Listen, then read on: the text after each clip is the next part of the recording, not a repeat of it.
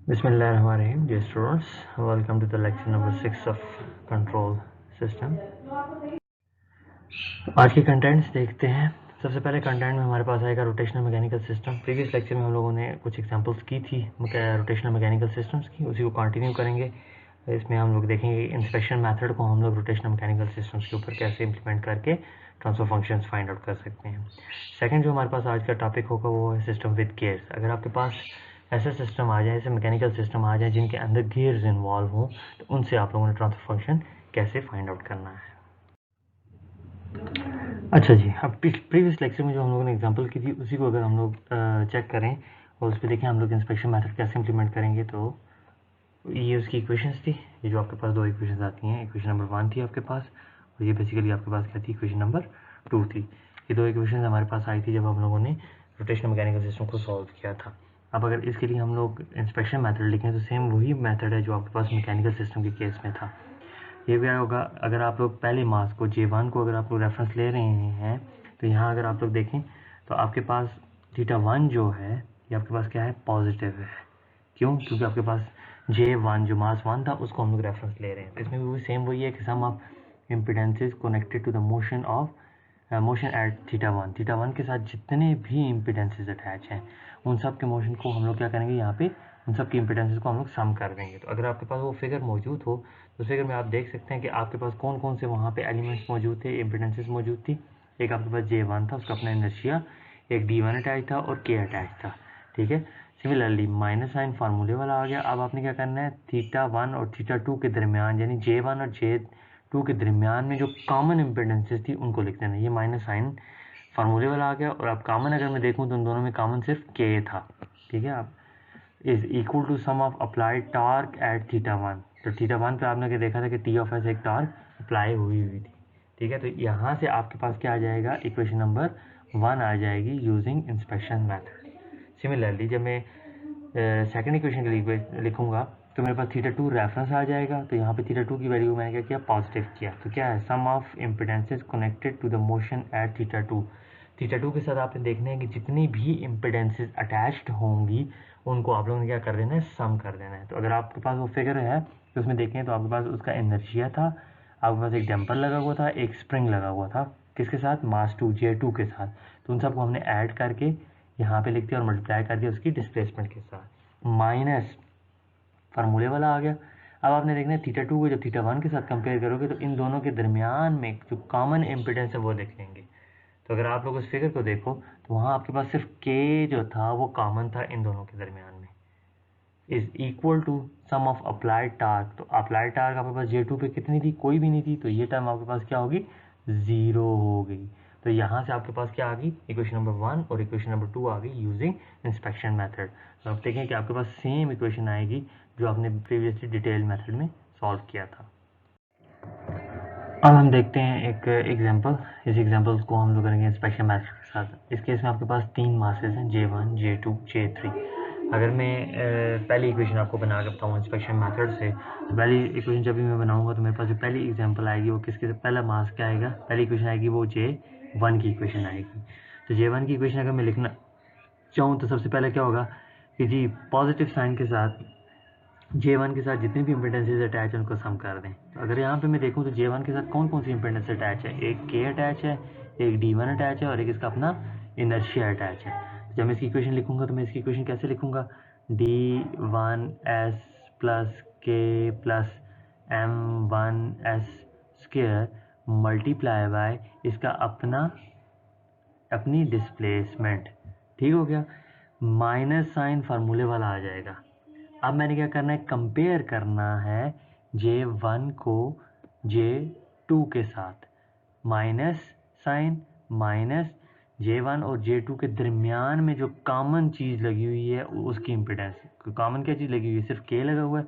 यहाँ पे क्या आ जाएगा, K और θ2 ऑफ ऐसा आ जाएगा क्योंकि मैं इसके साथ J2 के साथ कंपेयर कर रहा हूँ। माइनस साइन फार्मूले वाला आ जाएगा।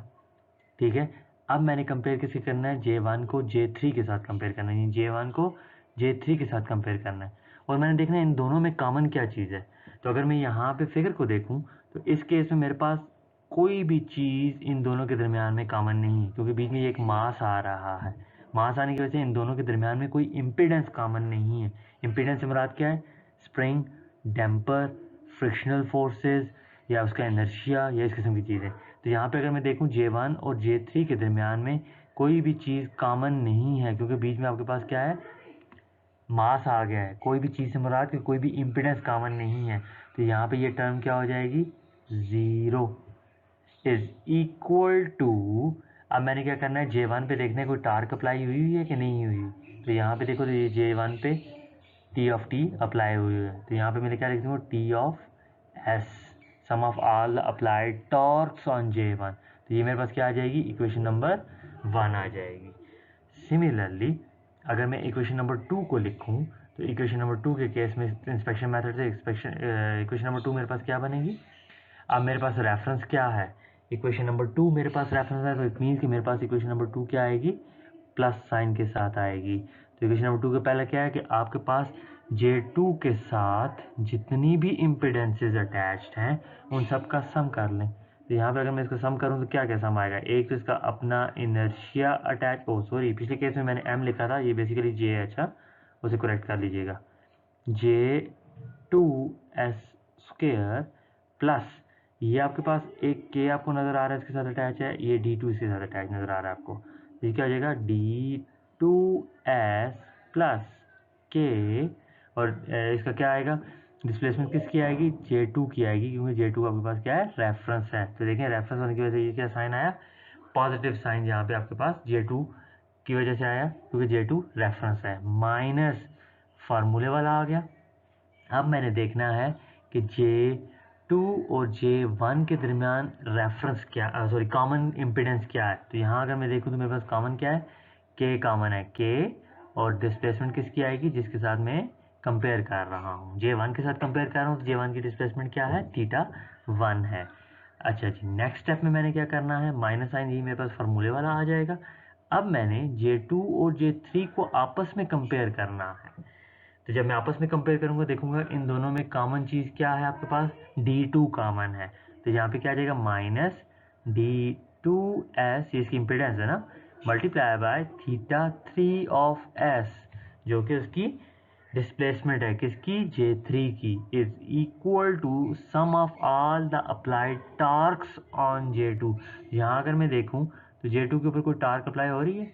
कोई टार्क अप्लाई नहीं हो रही। तो यहाँ पे ये टर्म मेरे पास क्या आ जाएगी? ज़ीरो। तो ये बेसिकली आपके पास क्या आ गई? इक्वेशन नंबर 2 आ गई।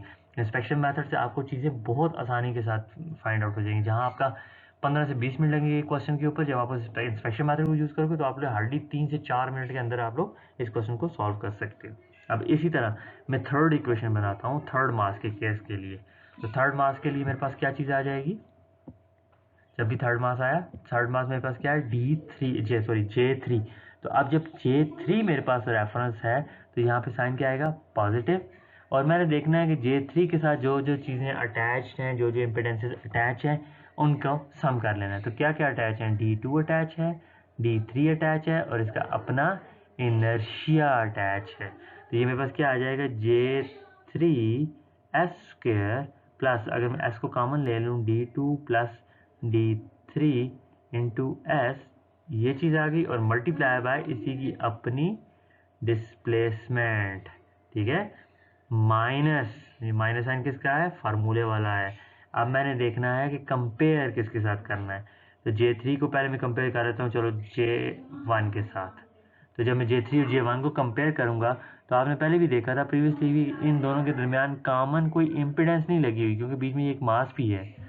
तो कॉमन इम्पिडेंस, अगर ये मास ना होता तो मेरे पास कॉमन K और D2 था, लेकिन अब मास लगा हुआ है तो कॉमन कोई भी चीज़ नहीं है, तो इसलिए ये मेरे पास क्या टर्म, ये टर्म क्या हो जाएगी? ज़ीरो। फिर आ गया माइनस, वही फार्मूले वाला आ गया। अब मैंने कंपेयर करना है J3 को किसके साथ? J2 के साथ, कि इन दोनों के दरमियान देखें कॉमन कौन सी चीज़ है। तो यहाँ अगर मैं देखूँ तो मेरे पास D2 कॉमन है। तो यहाँ पे D2 क्या आ जाएगा मेरे पास?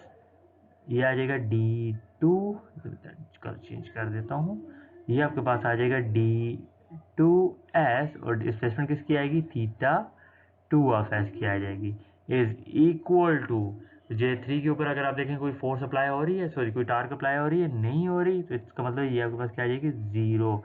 और ये आपके पास आ गई इक्वेशन नंबर 3। नेक्स्ट स्लाइड में आपको देखेंगे कि आपके पास यही वैल्यूज़ आपके पास आएंगी जब आप इस पर इंस्पेक्शन मेथड यूज़ करोगे। तो ये हमारे पास इंस्पेक्शन मेथड है जो प्रीवियस एग्जांपल हम लोगों ने की थी ना, ये सारी वही चीज़ें हैं आपके पास। इन सारे इक्वेशन को यूज़ करके आप देखेंगे आपके पास बिल्कुल सेम वही इक्वेशन बनेगी जो भी हम लोगों ने प्रीवियस स्लाइड के ऊपर बनाई थी। यहाँ से आप इसको थोड़ा सा मेमोराइज कर लें। अगर 4 मासेस हुए तो यहाँ पे माइनस चौथा मास भी आ जाएगा, ठीक है। अगर 3 ही है तो यहाँ ही तक रहेगा, अगर 2 है तो फिर आपके पास सिर्फ ये चीज़ें यूज़ होंगी। तो इस तरह से आप लोग इसको एक्सटेंड भी कर सकते हैं और इसे कॉन्ट्रैक्ट भी कर सकते हैं इस इक्वेशन को।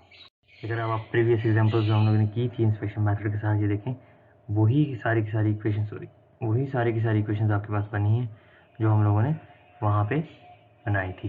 θ1 θ2 के साथ माइनस है और यहाँ पे आपके पास क्या आ गया, 0 आ गया। टी ऑफ एस आपके पास अप्लाइड टार्क आ गई। फिर ये आई इक्वेशन दो इक्वेशन ये आ गई, एक ये आ गई। सिमिलरली ये θ1 और तीसरी इक्वेशन में ये हमारे पास 0 था θ1, θ2 की ये वैल्यू थी और θ3 की ये वैल्यूज़ आपके पास आई थी। तो ये सारी की सारी वो वैल्यूज़ हैं जो हम लोगों ने इंस्पेक्शन मेथड के साथ प्रीवियस एग्जाम्पल में कैलकुलेट की हुई थी, ठीक है। अब हम आते हैं अपने सेकंड टॉपिक पे ऊपर, लेक्चर के सेकंड टॉपिक के ऊपर, transfer function for system with gears. आपके पास अगर सिस्टम के अंदर गियर्स आ जाएं तो आपने उनका ट्रांसफर फंक्शन कैसे कैलकुलेट करना है। बेसिकली आपके पास जो गियर्स होते हैं they provide the mechanical advantage to rotational systems, ठीक है। ये इसकी कुछ प्रॉपर्टीज़ हैं गियर्स की। Gears allow you to match the drive system and the load, a trade off between speed and torque. Find the transfer function for rotational system associated with the gears or gear trains.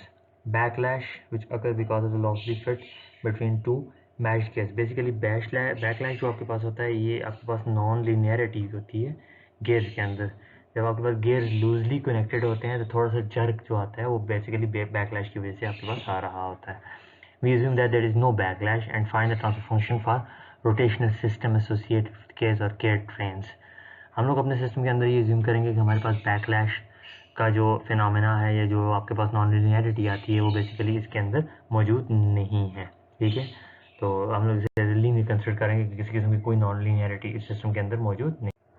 अब हम देखते हैं कि हमारे पास gears के अंदर कुछ चीज़ें मौजूद होती हैं, जैसे कि उसका रेडियस, नंबर ऑफ टीथ जो उसके ऊपर बने होते हैं, उसकी डिस्प्लेसमेंट जो उसके ऊपर एंगुलर डिस्प्लेसमेंट जो उसके ऊपर टॉर्क अप्लाई की होती है। इन चारों चीज़ों के आपस में हम लोग रिलेशंस देख रहे होते हैं, ठीक है। रिलेशन फाइंड आउट करेंगे जो कि आगे हम लोग जब इसको ट्रांसफर फंक्शन की फॉर्म में कन्वर्ट करेंगे तो वो यूज़ करेंगे। तो हमारे पास ये लीनियराइज इंटरेक्शन है बिटवीन द टू गियर्स, ठीक है, जो इस फिगर में हमने रिप्रेजेंट की हुई है क्योंकि हमने एग्ज्यूम किया होगा आपके पास बैकलैश 0 है तो इसलिए आपके पास लीनियराइज इंटरेक्शन होगी। N input gear with radius r1 and n1 teeth is rotated through angle theta1 of t due to the torque t1 of t। अब हमने कहा है कि हमारे पास ये जो छोटी टार्क है आपके पास, छोटा आपके पास गियर है, ये बेसिकली आपके पास क्या है, इनपुट है, ठीक है। और ये बड़ी जो गियर आपके पास R2 है या N2 गियर है, ये आपके पास क्या है, आउटपुट गियर है। अब जो R1 है आपके पास ये बेसिकली रेडियस है गियर 1 का, N1 आपके पास नंबर ऑफ टीथ हैं गियर 1 के, θ1 ऑफ टी एंगुलर डिस्प्लेसमेंट है, t1 ऑफ टी आपके पास टार्क है। अब जब हम लोग इनपुट गियर के ऊपर टार्क अप्लाई करेंगे क्लॉकवाइज डायरेक्शन में तो हमारे पास आउटपुट पे काउंटर क्लॉकवाइज डायरेक्शन में एक टार्क जनरेट होगी जिसकी वजह से आपके पास काउंटर क्लॉकवाइज डायरेक्शन में ही एंगुलर डिस्प्लेसमेंट भी होगी। या आप अगर गियर्स को आपने फिजिकली देखा हो तो आप देख सकते हैं कि अगर आप एक गियर के ऊपर टार्क क्लॉकवाइज डायरेक्शन में लगाएं तो दूसरी गियर के ऊपर आपके पास काउंटर क्लॉकवाइज डायरेक्शन में टार्क रिसीव होती है, ठीक है। An output gear with radius R2 and 2 teeth respond by rotating through angle theta 2 deliver torque t of t। अब हमने क्या करना है, find the relation between the rotation of the gear θ1 and gear θ2। θ1 और θ2 की जो रोटेशन हो रही है, एंगुलर रोटेशन है, इनके दरमियान हम लोग क्या करेंगे, रिलेशन फाइंड आउट करेंगे। अच्छा जी, अब हम क्या करते हैं, इनके रिलेशंस फाइंड आउट करते हैं। सबसे पहले the gear turn the distance travel along each gear circumference is the same thus. तो अगर हम देखें तो आपके पास ये जो आर्क डिस्टेंस है, यहाँ पे जो आर्क बनती है, बेसिकली जो आर्क आपके पास R1 की है वही आपके पास R2 की है। ये जो आपस में पॉइंट ऑफ कनेक्शन होता है बेसिकली वो आपके पास जितना ये मूव करेगी उतना ही आपके पास गियर 2 भी मूव करेगा। तो इससे मुराद क्या हुई कि आपके पास जितना आर्क डिस्टेंस इनपुट गियर का ट्रैवल होगा उतना ही आर्क डिस्टेंस आपके पास गियर 2 का या आउटपुट गियर का ट्रैवल होगा। तो आर्क डिस्टेंस के बारे में अगर हम देखें तो आपके पास क्या बनता है कि आर्क डिस्टेंस S1 आपके पास हमेशा इक्वल होगा S2 के, S1 आपके पास बेसिकली क्या है, arc distance of gear 1, S2 आपके पास क्या है, आर्क डिस्टेंस ऑफ गियर 2।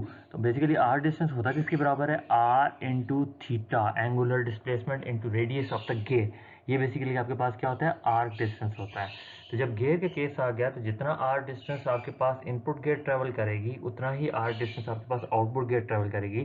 तो हम कह सकते हैं कि आपके पास S1 is equal to S2, और यहाँ से अगर मैं रिलेशन लिखूँ तो मैं लिख सकता हूँ कि R1 theta 1 is equal to R2 theta 2। R1 क्या है आपके पास, इनपुट गियर का रेडियस है, R2 आपके पास आउटपुट गियर का रेडियस है, थीटा 1 आपके पास इनपुट गियर का डिस्प्लेसमेंट है, और थीटा 2 आपके पास आउटपुट गियर की डिस्प्लेसमेंट है। तो बेसिकली ये आपके पास रिलेशन आ गया किसका, रेडियस का और एंगुलर डिस्प्लेसमेंट का। The ratio of the number of teeth along the circumference is in the same proportion as the ratio of the radii।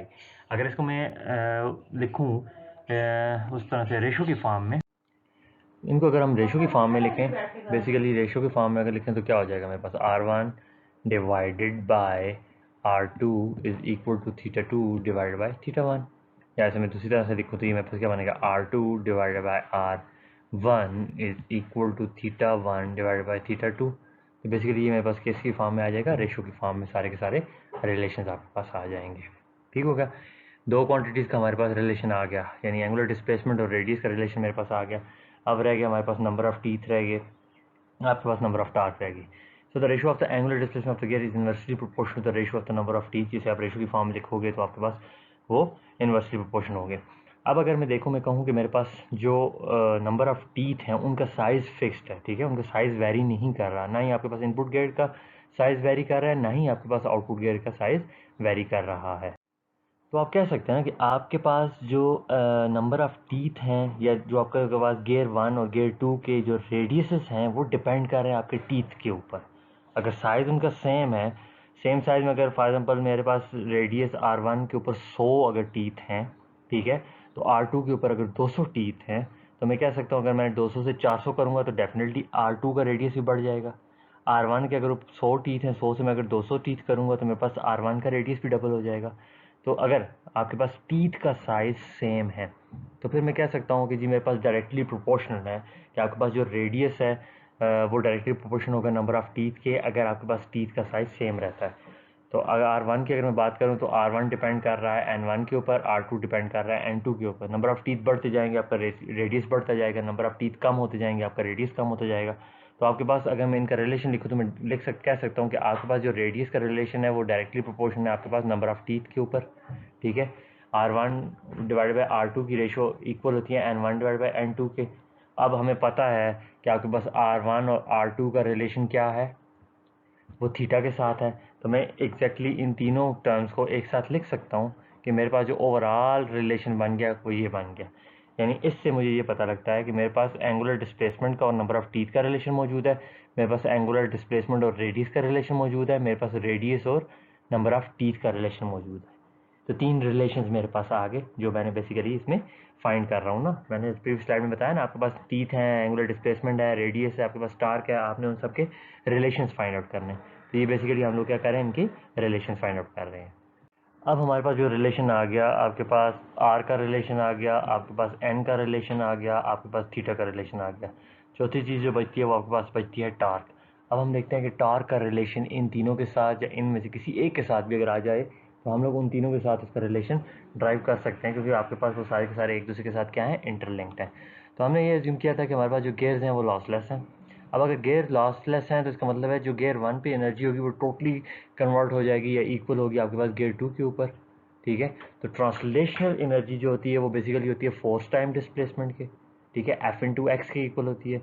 और जो रोटेशनल एनर्जी आपके पास होती है वो बेसिकली होती है torque multiply by angular displacement के। तो मैं लिख सकता हूँ कि अगर आपके पास लॉसलेस गेयर हैं तो आपके पास जो एनर्जी गियर 1 पे है वो इक्वल होगी एनर्जी गियर 2 के। जो आपके पास ट्रांसलेशनल एनर्जी होती है वो बेसिकली फोर्स इनटू डिस्प्लेसमेंट के इक्वल होती है। जो आपके पास रोटेशनल एनर्जी होती है वो basically torque into angular displacement के इक्वल होती है। तो यहाँ से इसकी मैं रेशियोज फाइंड आउट कर सकता हूँ। ठीक है, यहाँ से अगर मैं इसकी रेशियो लिखना चाहूँ तो मैं रेशियो लिख सकता हूँ कि T1 divided by T2 is equal to theta 2 divided by theta 1 लिख सकता हूँ। अब मेरे पास क्या होगा, इन चारों के रिलेशंस मौजूद हैं। ठीक है, अब मेरे पास अगर थीटा के साथ रिलेशन आ गया तो थीटा का मुझे पता है ना कि थीटा का रिलेशन किसके साथ, थीटा का रिलेशन रेडियस के साथ भी है, थीटा का रिलेशन आपके पास नंबर ऑफ टीथ के साथ भी है। तो अब इन चारों टर्म्स का रिलेशन एक दूसरे के साथ मौजूद है। तो अब अगर मैंने फॉर एग्जांपल इसी सिनेरियो में देखूं तो मैंने अगर टार्क और नंबर ऑफ टीथ का रिलेशन फाइंड आउट करना है तो टार्क और नंबर ऑफ टीथ का रिलेशन क्या होगा, ये आपके पास टार्क और नंबर ऑफ टीथ का रिलेशन आ गया। अब अगर इनमें से मुझे 3 क्वांटिटीज़ गिवन हो, ठीक है, ये क्वांटिटीज़ गिवन हो तो ये मैं फाइंड आउट कर सकता हूँ। इस किस्म के रिलेशंस आपके पास आगे आप लोगों ने गियरिंग सिस्टम के अंदर फाइंड आउट करने होंगे। अब इस एग्जांपल में हम लोग देखते हैं कि आप गियर्स के इफेक्ट को कैसे सिस्टम के अंदर इनकॉर्पोरेट करेंगे। अब ये आपके पास एक सिंपल सी एग्जांपल है ना, गियर्स को हम बेसिकली रिप्रेजेंट करते हैं इस तरह से, ये आपके पास गियर्स को रिप्रेजेंट कर रहा होता है। अगर यहाँ से आप देख रहे हैं तो ये आपके पास इनपुट गियर है और ये आपके पास आउटपुट गियर है। अगर आप यहाँ से देख रहे हैं तो ये आपके पास इनपुट गियर है और ये आपके पास क्या है, आउटपुट गियर है। ठीक है, ये डिपेंड करता है कि आपने किस साइड से अपने क्वेश्चन को सॉल्व करना स्टार्ट किया है। बेसिकली होता ये है कि आप लोगों ने जो चीज़ फाइंड आउट करनी होती है, अगर फॉर एग्जांपल आप लोगों ने theta 1 of S divided bye T of S find out करना है या T 1 of S find out करना है, तो आपने ये देखना है कि मेरे पास जो रिक्वायर्ड है, अब मैंने थीटा 1 फाइंड आउट करना है तो मैंने अपने इस पूरे सिस्टम को उठा के यहाँ पे लेके आना है जहाँ पे थीटा 1 मौजूद होगा। सिंपल मेथड है इसका, ठीक है। अब अगर मैंने theta 2 of S find out करना है, डेफिनेटली ट्रांसफर फंक्शन में आउटपुट आपके पास क्या होगी, एंगुलर डिस्प्लेसमेंट ही होगी। अब अगर मैंने theta 2 of S divided bye T of S find out, T 1 या टी 2 जो भी फाइंड आउट करना है, लेकिन अगर मैंने थीटा 2 फाइंड आउट करना है, अब मैंने क्या करना है, इन सारी चीज़ों को उठा के यहाँ लेके आना है जहाँ पे थीटा 2 पड़ा हुआ होगा। ठीक है, यहाँ पे जो भी इम्पिडेंस है, टार्क है, जो चीज़ भी लगी हुई है उसको उठा के मैंने यहाँ पे लेके आना है। उठा के मैं लेके कैसे आ सकता हूँ, क्योंकि मैं गियर्स यूज़ कर रहा हूँ। तो गियर्स की जो रिलेशंस मैंने फाइंड आउट किए थे उसकी मदद से मैं इन चीज़ों को उठा के इस जगह पे लेके आ सकता हूँ। कैसे लेके आ सकता हूँ, अब अगर मैं सिंपली आपसे बात करूं, मैं कहता हूं जी ये अगर टार्क T1 है, इसको मैंने उठा के यहाँ लेके आऊँगा तो गियर्स की वजह से यहाँ पे एक टार्क प्रोड्यूस होगी अपोजिट डायरेक्शन में। ये देखें, ये क्लॉकवाइज डायरेक्शन में है तो ये उसके अगेंस्ट काउंटर क्लॉकवाइज डायरेक्शन में होगी। इसे मैं कहता हूँ ये बेसिकली आपके पास क्या T2 ऑफ T है, एक सेकेंड टार्क जनरेट हुई। अब मैंने T2 जो नई टार्क जनरेट हुई उसकी वैल्यूज़ फाइंड आउट करनी है। तो अगर मैं पीछे अपना रिलेशन देखूँ जो पीछे हम लोगों ने प्रीवियसली फाइंड आउट किया था, तो उसमें T2 divided by T1 of T किसके इक्वल था, उसका और एंगुलर डिस्प्लेसमेंट का रिलेशन मेरे पास मौजूद था ना, मैं उसको यूज़ करके यहाँ पे इसको कैलकुलेट कर सकता हूँ। ठीक है, तो इस तरह से आप लोगों ने जो नई टार्क बनेगी उसकी वैल्यूज़ फाइंड आउट करनी है। अब अगर आप जब इस जे को उठा के यहाँ से ऊपर लेके जाएंगे, ठीक है, इस जे को उठा के जब आप ऊपर लेके जाओगे तो इसकी अपनी एक वैल्यूज़ होंगी। ठीक है, इस डी को उठा के जब यहाँ लेके जाओगे तो उसकी अपनी एक वैल्यू होगी। वो वैल्यू क्या होगी, उसके अंदर ये गियर का इफेक्ट शामिल होगा। आप डायरेक्ट इसको के को उठा के यहाँ नहीं लेके आ सकते, के साथ कोई चीज़ मल्टीप्लाई होगी, कोई चीज़ डिवाइड होगी जो कि इस गियर के इफेक्ट को इनकॉर्पोरेट कर रही होगी। आगे डिटेल में इसकी एग्जाम्पल को हम सॉल्व करते हैं नेक्स्ट स्लाइड से, फिर आपको आइडिया हो जाएगा कैसे आपने इस गियर को रिमूव करना है जब इसका आपने इफेक्ट इन चीज़ों के ऊपर डाल दिया। बेसिकली इफेक्ट किसके ऊपर पड़ेगा, टार्क पे पड़ेगा, जे पे पड़ेगा, डी पे पड़ेगा और के पे पड़ेगा। इसके अलावा आपके पास गियर के इफेक्ट किसी और चीज़ के ऊपर नहीं पड़ता।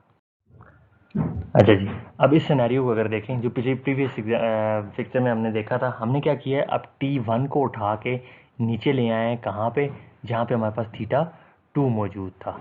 ठीक है, ये देखें थीटा 2 वाली जगह पे हमने T1 को उठा के लेके आए। अब जब T1 को लेके आएंगे तो वो T1 नहीं रहेगी, मैंने ये कहा था ना, वहाँ एक और टार्क जनरेट होगी जिसे हमने कह दिया कि ये T2 है। अब बेसिकली T2 क्या चीज़ है, T2 की वैल्यू हम लोग यहाँ से फाइंड आउट करेंगे। तो T2 आपके पास किस चीज़ के इक्वल आएगा, N2 divided by N1 A multiply by T1। तो यहाँ मैंने T2 की वैल्यू पुट कर दी, T1 of T, N2 divided by N1 और थीटा 2 आपके, ये अब आपके पास क्या है, टार्क है बेसिकली, ये आपके पास टार्क बन गई। ठीक है, थीटा 2 आपके पास क्या है, वही जो एंगुलर डिस्प्लेसमेंट जो फिगर में आप लोगों को ऑलरेडी गिवन है, डी अपनी जगह पे है, के अपनी जगह पे है, जे अपनी जगह पे है। किया क्या है, सिर्फ और सिर्फ पीछे अगर आप फिगर को देखें, फिगर में से मैंने टी को उठाया, जो T1 ऑफ टी था उसको उठा के मैंने जहाँ पे थीटा 2 था वहाँ पे लेके आ गया। और जब मैं से वहाँ पे लेके आया तो मेरे पास ये चीज़ जो T2 था उसकी वैल्यू ये बन गई। कहाँ से बनी, वो जो पीछे रिलेशन हम लोगों ने ड्राइव किया था वहाँ से हमारे पास आ गई। अब अगर मैं इस डायग्राम को देखूँ तो ये डायग्राम मेरे पास सिंपल रोटेशनल सर्किट बन गया ना, जो अभी प्रीवियसली हमने रोटेशनल मैकेनिकल सिस्टम में एक एग्जांपल की थी। तो ये आपके पास सिंपल रोटेशनल मैकेनिकल सिस्टम बन गया। तो अब अगर मैं इसको सॉल्व करूँ, एक मास है मेरे पास, तो मेरे पास नंबर ऑफ इक्वेशन कितनी बनेगी, सिर्फ एक बनेगी। तो मैं लिख सकता हूँ इसे, अगर मैं फ्री बॉडी डायग्राम बनाता हूँ, जे है जी, ठीक है, थीटा 2 ऑफ एस आपके पास क्या आ गया, इसकी डिस्प्लेसमेंट आ गई, आपके पास टी ऑफ टी टू, आपके पास टी टू ऑफ एस आपके पास क्या आ गई, इसकी टार्क आ गई, ठीक है, इनर्शिया इसको अपोज कर रहा है जे एस स्क्वायर, इसका डैम्पर इसको अपोज कर रहा है, इसका के इसको अपोज कर रहा है। तो supporting forces is equal to opposing forces. तो ये देखें, ये मैंने लिख दिया, ठीक हो गया। जे एस के अपोज कर रहा है, डी एस अपोज कर रहा है, के अपोज कर रहा है, थीटा 2 ऑफ एस आ गया is equal to T two of S आपके पास क्या थी, टार्क थी जो यहाँ पे लगी हुई थी। अब इन सब की वैल्यूज पुट कर दें, इन सब की वैल्यूज में सिर्फ T2 ऑफ एस की मैंने वैल्यू पुट कर दी जो मैंने यहाँ से कैलकुलेट करके डाली थी, ठीक हो गया। तो यहाँ से अगर मैं इसका ट्रांसफर फंक्शन कैलकुलेट करना चाहूँ तो मैं ट्रांसफर फंक्शन का क्या है, अब अगर आप इसका ट्रांसफर फंक्शन फाइंड आउट करना चाहें तो यहाँ से आप इसका ट्रांसफर फंक्शन फाइंड आउट कर सकते हैं ना। अगर मुझे theta 2 of S divided by T 1 of S चाहिए तो यहाँ से मैं इसका ट्रांसफर फंक्शन फाइंड आउट कर लूँगा। अब अगर मुझे theta 2 of S divided by T 1 of S चाहिए तो इस केस में क्या करूँगा मैं, सॉरी थीटा 1, ये थीटा 1 ऑफ एस चाहिए तो क्या होगा, इस थीटा 2 को मैं रिप्लेस कर दूँगा किसके साथ, थीटा 1 के साथ। कैसे रिप्लेस करूँगा, वही जो प्रीवियसली एग्जांपल मेरे पास मौजूद थी, इक्वेशन मौजूद थी, theta 2 divided by theta 1 is equal to n1 by n2। तो यहाँ थीटा 2 मेरे पास किस चीज़ के बराबर हो जाएगा, n1 by n2 into theta 1। तो ये देखें मैंने थीटा 2 की वैल्यू यहाँ पे पुट कर दी इसी इक्वेशन में। जब इसमें पुट करूँगा, इसको सॉल्व करूँगा, मल्टीप्लाई करूँगा तो मेरे पास ये रिलेशन आ जाएगा, ऐसा ही है। अब बेसिकली आप अगर देखें तो मैंने किया क्या है, जब मुझे थीटा 1 चाहिए था तो मैंने जे को उठाया, मैंने डी को उठाया, मैंने के को उठाया, उठा के ऊपर ले गया जहाँ पे थीटा 1 मौजूद था। जब मैं ऊपर लेके जाऊँगा तो मेरे पास ये इक्वेशन बनेगी। जब मैं टार्क को नीचे लेके आऊँगा, जब मैं टार्क को नीचे लेके आया था, आपने देखा था ना, जब मैं टार्क को नीचे डिस्प्लेसमेंट की तरफ लेके आया तो मेरे पास ये रिलेशन बनेगा। तो यहाँ से अगर मैं एक छोटी चीज़ को एनालाइज करूँ तो मैं कर सकता हूँ ना कि जब मैं टार्क को चेंज करूँगा तो मेरे पास सिंपल ये चीज़ मल्टीप्लाई हो रही है टार्क के साथ। जब मैं इम्पिडेंसेस को रिप्लेस करूँगा तो मेरे पास सिंपल ये चीज़ मल्टीप्लाई हो रही है, लेकिन स्क्वायर टर्म के साथ हो रही है। देखें, ये इम्पिडेंसेस को जब भी मैं अपनी जगह से चेंज करूँगा तो स्क्वायर टर्म के साथ ये चेंज होगी। अब यहाँ पे इस वाली में n2 क्या है, n2 मेरे पास डेस्टिनेशन है, ठीक है। n1 मेरे पास क्या है, ये सोर्स है। मैंने टार्क को सोर्स से उठा के डेस्टिनेशन पे लेके गया, ऐसा ही है। अगर मैं यहाँ नीचे आ जाऊँ तो यहाँ पे n1 क्या है मेरे पास, ये डेस्टिनेशन है, और n2 क्या है मेरे पास, सोर्स है जहाँ से चीज़ों को मैंने उठाया। यानी आउटपुट से उठा के मैं इनपुट की तरफ लेके जाऊँगा, मैं इनपुट से उठा के आउटपुट की तरफ लेके जाऊँगा। बेसिकली जहाँ से आप चीज़ों को उठा के दूसरी जगह पे लेके जा रहे हो, जहाँ से उठा रहे हो वो आपके पास सोर्स है, जहाँ पे प्लेस कर रहे हो वो बेसिकली आपके पास क्या है, डेस्टिनेशन है। तो क्योंकि हम लोग तो गेयर्स को यूज़ कर रहे हैं तो गेयर्स से डिफाइन करेंगे कि डेस्टिनेशन क्या और सोर्स क्या है। जहाँ लेके जा रहे हो वहाँ जो गियर के नंबर ऑफ टीथ हैं वो बेसिकली आपके पास क्या है, डेस्टिनेशन है।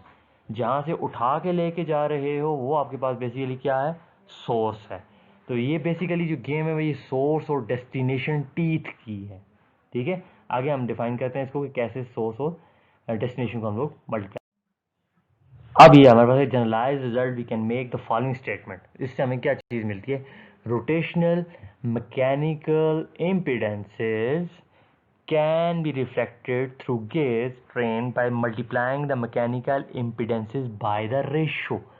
और रेशो क्या है, रेशो है number of teeth of gears on destination shaft divided by number of teeth of gear on source shaft whole square। ये उस वक़्त जब आप J, K और D की जगह चेंज करोगे, जब जगह चेंज करोगे तो आपने इसको मल्टीप्लाई कर देना है इसके साथ, इसको मल्टीप्लाई कर देना है इसके साथ, और इसको मल्टीप्लाई कर देना है इसके साथ। लेकिन अगर आप सिंपल टार्क को रिप्लेस करोगे तो आपने इसके साथ मल्टीप्लाई करना है, स्क्वायर नहीं डालना उसके ऊपर। अब ये जनरलाइज मैंने इसलिए किया number of teeth of gear, और ये क्योंकि ज़रूरी नहीं है कि हर बार आपके पास n2 बाई n1 ही आए या n1 बाई n2 ही आए। आपके पास सोर्स डिफरेंट हो सकती है, आपके पास डेस्टिनेशन डिफरेंट हो सकती है। तो आपने देखना ये है कि आपके सोर्स के टीथ की वैल्यूज़ क्या हैं और आपके पास डेस्टिनेशन के टीथ की वैल्यू क्या है।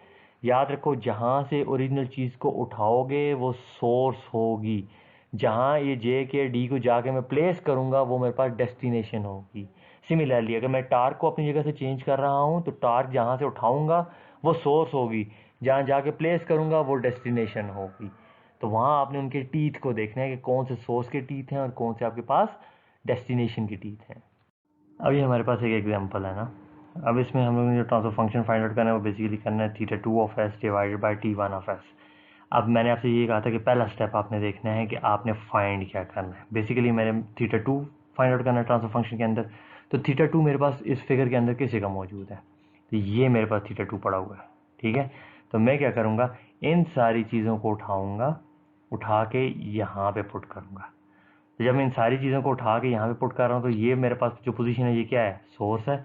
जहाँ पे पुट कर रहा हूँ ये बेसिकली क्या है, डेस्टिनेशन है। ऐसा ही है। अब अगर फॉर एग्जांपल ये अब आप लोगों की असाइनमेंट है, आपने फाइंड आउट करना है theta 1 of S divided bye T 1 of S.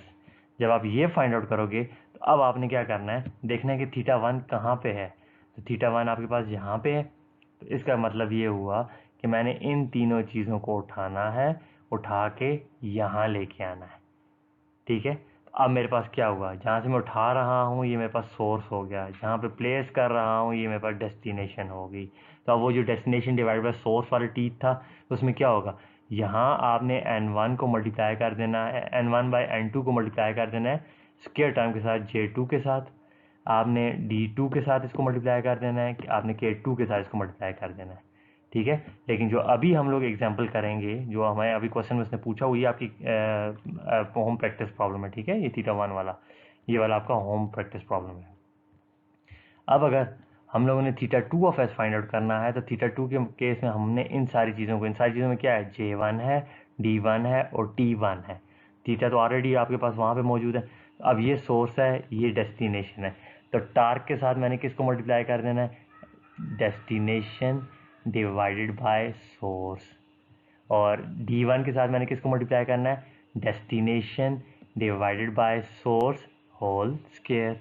J1 के साथ मैंने किसको कर देना है, destination divided by source whole square. ठीक है, जब आप इसे नीचे लेके आएंगे, अच्छा जी, जब आप इसे अगली स्लाइड पे अगली जगह पे लेके आएंगे, इसको अपनी इसकी पोजीशन को रिप्लेस करेंगे, इन सारी चीज़ों की पोजीशन को प्लेस करके यहाँ पे लेके आएंगे, तो यहाँ पे ये देखें टी की वैल्यू क्या बन जाएगी, ये बन जाएगी। जे ई क्या आपके पास है, ये मास और ये जो J1 है ये आपस में क्या हो जाएंगे, ऐड हो जाएंगे। अब बेसिकली J1 क्या था आपके पास, J1 multiply by destination divide by source teeth whole square plus J2 आपके पास ये जो ऑलरेडी यहाँ पे ये वाला पड़ा हुआ है। और K जो है वो K2 किस में ऐड हो जाएगा, अगर K2 आपके पास कोई दूसरा K भी मौजूद है तो उसमें ऐड हो जाएगा, अगर नहीं है तो वो आपके पास K2 ही रहेगा। सिमिलरली D के केस में क्या होगा, D1 के साथ गियर का इफेक्ट मल्टीप्लाई होगा, ये मल्टीप्लाई हुआ, और D2 सिंपली इसके साथ ऐड होकर DE बन जाएगा। अब अगर मैं इस डायग्राम को देखूं तो बेसिकली ये जो डायग्राम मेरे पास आती है ये एक सिंपल रोटेशनल सर्किट बन गया। ठीक है, इसको थोड़ा सा मैं फिर आपके लिए एक बार रिपीट कर देता हूँ कि आपने जब इस वैल्यू को उठाया, इसको उठाया और इसको उठाया, सोर्स से डेस्टिनेशन की तरफ लेके गए, तो आपके पास इनकी वैल्यूज़ चेंज हो गई। ये देखें ये वैल्यू बन गई, D1 की वैल्यू ये बन गई, J1 की वैल्यू आपके पास ये बन गई। अब वहाँ पे जो डेस्टिनेशन थी वहाँ पे ऑलरेडी J2 पड़ा हुआ था, D2 पड़ा हुआ था, तो आपका ये जो J1 है ये J2 में ऐड हो जाएगा, ये D1 D2 में ऐड हो जाएगा, लेकिन ओरिजिनल वैल्यूज़ के साथ। ठीक है, ये जो इसके साथ वैल्यू थी ना N2 divide by N1, N2 divide by N1, वो इनके साथ मल्टीप्लाई होकर इनके साथ ऐड हो जाएगा, ये इसके साथ ऐड हो जाएगा। अब आप इसके ऊपर सिंपल रोटेशनल सर्किट वाला रिलेशंस लगाएं, फार्मूले लगाएं, तो आपके पास क्या आएगा, फाइनल में ट्रांसफर फंक्शन आ जाएगा। नेक्स्ट स्लाइड में हम देखते हैं कि आपके पास ट्रांसफर फंक्शन कैसे आएगा। अब आपके पास सिर्फ एक मास वहाँ पे मौजूद है ना, जो आपके पास फाइनल फिगर बनी वहाँ पे आपके पास सिर्फ एक मास है, तो वो बेसिकली मास क्या है, JE है। अब अगर उसकी मैं डिस्प्लेसमेंट देखूँ तो उसकी जो डिस्प्लेसमेंट थी वो डिस्प्लेसमेंट क्या थी, ये उसकी डिस्प्लेसमेंट थी थीटा 2 ऑफ एस, ऐसा ही था। जो अप्लाइड फोर्स थी, अप्लाइड टार्क थी, वो उसकी सपोर्टिंग डायरेक्शन में थी, कौन सी थी, T1 of S divided by N2 by N1। और जो चीज़ें इसको अपोज कर रही थी वो कौन कौन सी चीज़ें इसको अपोज कर रही थी, एक इसको अपोज कर रहा था JE S स्क्वायर अपोज कर रहा था, एक DE S अपोज कर रहा था, और एक इसको के ई अपोज कर रहा था। अब के ई डी ई जे ई क्या है वो आपने प्रीवियस स्लाइड में फिगर से देख लेंगे आपके पास क्या है। अब जब इनसे मैं इसका रिलेशन ड्राइव करूँगा तो क्या आएगा, sum of all the opposing forces multiply by displacement of that body is equal to torque, जो अप्लाइड टार्क है आपके पास। तो अब ये जे ई की वैल्यू पुट कर दें, इसमें डी ई की वैल्यूज पुट कर दें, इसे सिंप्लीफाई करेंगे जब आप, तो आपके पास जो जी ऑफ एस आएगा वो ये चीज़ आ जाएगी।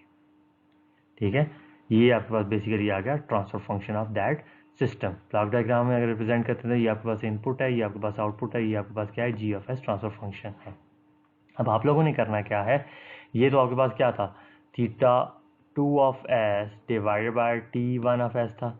आपकी असाइनमेंट प्रैक्टिस प्रॉब्लम है कि आपने theta 1 of S divide by T of S find out करना है, T 1 of S find out करना है, और देखना है कि ये जो रिलेशंस हैं ये आपकी प्रैक्टिस के लिए, तो कैसे आप लोगों ने इसको सॉल्व करना है। ये था आज का आपका लेक्चर। उम्मीद करते हैं कि सारा कुछ आपको क्लियर हो गया होगा। स्टिल अगर कोई क्वेश्चन है तो आप उन्हें नोट डाउन कर लीजिएगा, इंशाल्लाह लाइव सेशन में हम लोग उनको डिस्कस कर लेंगे। Thank you very much for your time. अल्लाह हाफ़िज़।